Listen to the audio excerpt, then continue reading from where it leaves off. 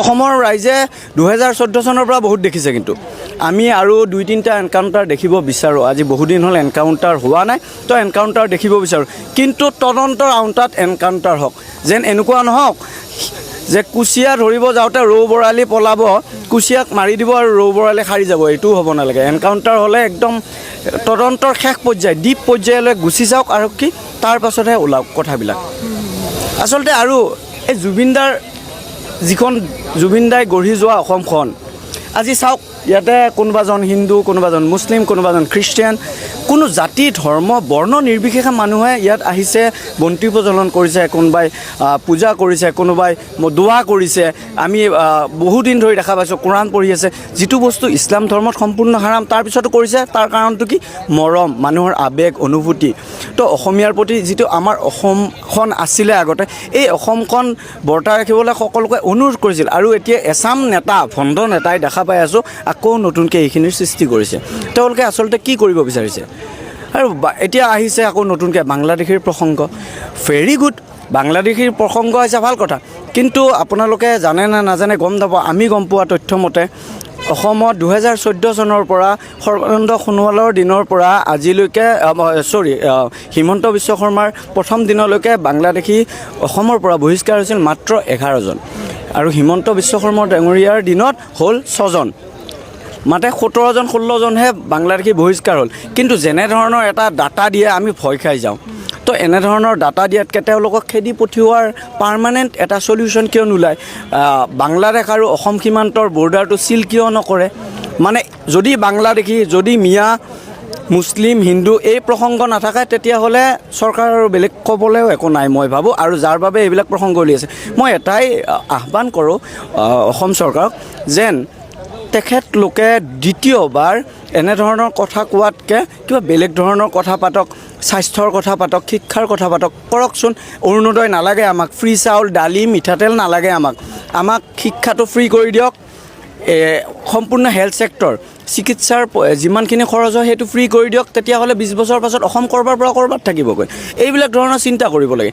এতিয়া আমি ক'ত চিন্তা কৰি আছোঁ? মিঠাতেল দিছোঁ, দাইল দিছোঁ, আলু দিছোঁ, আৰু কিবা কিবি দি দিয়ক, আৰু আমি কাম কৰিব নালাগে। অসমীয়া জাতিটো কোঙা হ'ব, এনেকৈ ফ্ৰী খাওঁতে কোঙা হ'ব বাকী নাই। মই অকল বিজেপিকে কটাক্ষ কৰা নাই, আগতে কংগ্ৰেছেও কৰিছিলে, এতিয়া বিজেপিয়ে কৰি আছে। মানে ঘটনাটো হ'ল এইবিলাকৰ পৰা অকণমান আমি বুজি পাব লাগে, ইছ্যু ড্ৰাইভাৰ্ট কৰাৰ এটা প্ৰক্ৰিয়া, এইবিলাক বেলেগ একো নহয়। এই ইছ্যুখিনি ড্ৰাইভাৰ্ট এইকাৰণে কৰিব লাগে, ইলেকশ্যন সমাগত, এতিয়া জুবিনদাৰ ঘটনাটো অকণমান তল পৰিব লাগে, সেইকাৰণে ইটো সিটোক মানে জোকাই আছে। আমি গম পাওঁ, মন্ত্ৰীসকলৰ কথা গম পাওঁ, তেওঁলোকে একেখন থালতে ভাত খায়, বাহিৰত আহি ইটো সিটোক গালি পাৰে। আৰু এইবিলাক সৰু ল'ৰা ছোৱালীৰ কামবিলাক কৰা এৰিব লাগে। আজি ইমান মানুহ আছে, চবে মৰমত মিলি আছে, অসমখন এনেকৈ গঢ় ল'ব দিয়ক, আৰু গঢ়ি আছে, গঢ়ি থাকিব দিয়ক। আমাক আৰু দুভাগ নকৰিব, 3 ভাগ নকৰিব।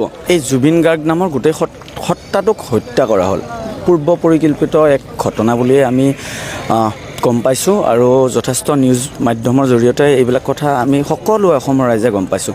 এতিয়া ঘটনাটো হ'ল ক্ষিপ্ৰতাৰে যিটো তদন্ত হ'ব লাগিছিল, আচলতে ক'ৰবাত নহয় ক'ৰবাত ৰখি গৈছে ঘটনাটো। আৰু আমাৰ মনত এটা বস্তু আমি বুজি নাপাওঁ, বাৰে বাৰে CID SIT যিটো তদন্ত চলি আছে, তাৰে ভিতৰৰ কথাবিলাক বাহিৰলৈ আহে কেনেকৈ? এইটো এটা মনত প্ৰশ্ন হয়। আৰু বিভিন্ন ধৰণৰ এতিয়া অসমৰ ৰাজনৈতিক ধৰণৰ যিবিলাক দল আছে, গোটেই দল কিয় আমি নোৱাৰোঁনে একেখন মজিয়াত গোটেইকেইজন MLA মন্ত্ৰী থিয় হৈ কেনে জুবিনদাৰ ন্যায় বিচাৰিব? আমি লাগি আছোঁ ক'ত কাৰ কাপোৰ খোল খালে, ক'ত কাৰ মুখা খোল খালে, আমাৰ সেইবিলাক একো জানিব দৰকাৰ নাই। শ্যামকানু মহন্তৰ লগত আমি জানো যে পুলিচকে ধৰি উচ্চ পৰ্যায়ৰ আৰক্ষী বিষয়া হওক, ভাল বিজনেছমেন হওক, বা আমাৰ যিসকল শিল্পী আছে, শিল্পীসকলৰ লগত তেওঁৰ এটা আন্তৰিক সম্পৰ্ক এটা আছিল। যদিও আমি গম পোৱা নাছিলোঁ, ভালে সম্পৰ্ক বজাই চলি আছিল। কিন্তু এতিয়া গম পাইছোঁ যে এই সম্পৰ্কবিলাকক লৈ যদি কোনোবাই জুবিনদাৰ ন্যায়ৰ বাবে মাত মাতে, তেতিয়াহ'লে এখন ফটো উলিয়াই দিয়া হয়। এই যে চক্ৰটো, এই চক্ৰটোৱে আচলতে ইছ্যুটো ডাইভাৰ্ট কৰিব বিচাৰি আছে যেন অনুধাৱন কৰে আমাৰ মনে। আৰু এইবিলাকৰ পৰা আঁতৰি কেনেকৈ নিউজবিলাক এই সংবাদ মাধ্যমে কেনেকৈ পায় বাৰু বাতৰিবিলাক, ভিতৰৰ বাতৰিবিলাক, তাক লৈ একো কথা নাই। আৰু MLA যিবিলাক আছে, MLA হওক বা মন্ত্ৰী হওক, এইসকলে এই ইটোই সিটোক যিটো আমি ক্লাছ 6-7ত জোকোৱা ছিষ্টেমটো, কাৰ ঘৰত কি ৰান্ধিছে, তুমি দুখীয়া তুমি ধনী, এইবিলাক আজিৰ যুগত একদম ভাল নাপায়, তেওঁলোকৰ মুখত বিশেষকৈ শোভা নাপায়। আৰু তেওঁলোক হ'ল জনপ্ৰতিনিধি, তেওঁলোক আমাৰ দৰে সাধাৰণ নহয়, তেওঁলোক আমি উচ্চ পৰ্যায়ত এইবাবে ৰাখিছোঁ যে আমাক প্ৰতিনিধিত্ব কৰিব তেওঁলোকে। যদি তেওঁলোকে প্ৰতিনিধিত্ব কৰিব নোৱাৰে, তেতিয়াহ'লে এই যিখন চকীত বহি আছে, এই চকীখনৰ মৰ্যাদা যদি ধৰি ৰাখিব নাজানে, তেতিয়াহ'লে অব্যাহতি দিব লাগে গোটেইকেইজনে, মই কৈছোঁ। আৰু এই তদন্ত প্ৰক্ৰিয়াত যথেষ্ট গাফিলতি হোৱা অনুভৱ হয়। কাৰোবাক কেতিয়াবা ধৰিছে, কাৰোবাক কেতিয়াবা সুধিছে, আকৌ ঘৰলৈ যাব দিছে। যদি হয় ভালকৈ কৰিব লাগে।